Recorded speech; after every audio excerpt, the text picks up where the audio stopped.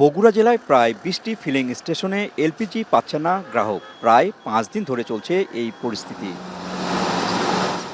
প্রতিটি ফিলিং স্টেশনে এসে জ্বালানি না পেয়ে ফিরে যাচ্ছে যানবাহন। এতে হয়রানির শিকার হচ্ছেন গ্রাহক।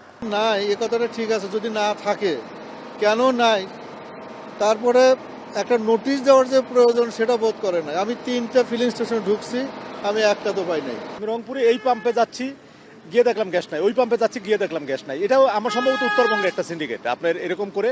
বগুড়ার পর থেকে এখানে কোনো গ্যাস পাচ্ছি না।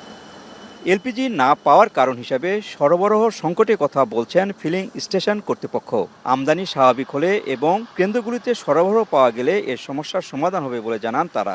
আমাদের কোম্পানি চেষ্টা করতেছে আমরা মাল পাইলে সঙ্গে সঙ্গে ডেলিভারি দেওয়ার জন্য। আমার গতকালকে কথা হয়েছে, গাড়ি আসার কথা ছিল, হয়তো গাড়ি রাস্তায় আছে, আমি এখন মধ্যে পাইনি, যে কারণে আমরা দিতে পারছি না এই মুহূর্তে। এলপিজি আমাদের সরবরাহ ঠিক মতো পাচ্ছি না বলে দিতে পারতেছি না।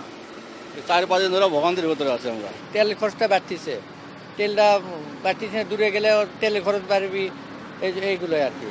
উত্তরাঞ্চলের ১৬ জেলায় এলপিজি সেন্টারের সংখ্যা শতাধিক। খোঁজ নিয়ে জানা গেছে মজুদ শেষ হওয়ায় বেশিরভাগ জেলায় এলপিজি সরবরাহ বন্ধ রাখা হয়েছে প্রায় ১ সপ্তাহ ধরে।